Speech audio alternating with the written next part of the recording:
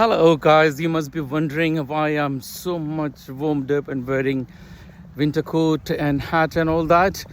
Yes, in the UK, like summer is almost finishing or almost finished, and today's weather is 8 degrees. And thanks to a wise man advised my father-in-law, he said, when the weather is changing, make sure you prepare yourself, start wearing warm clothes.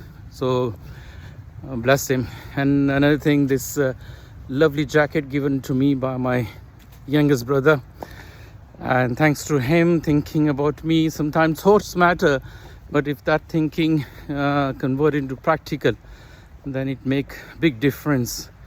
Bless him too. So guys, take care of yourself.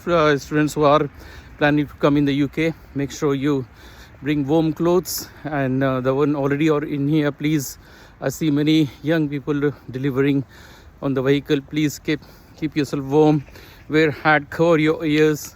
Okay, take care of yourself, and anybody want to study abroad, do connect with us. Thank you. Take care. Bye bye. Have a good day.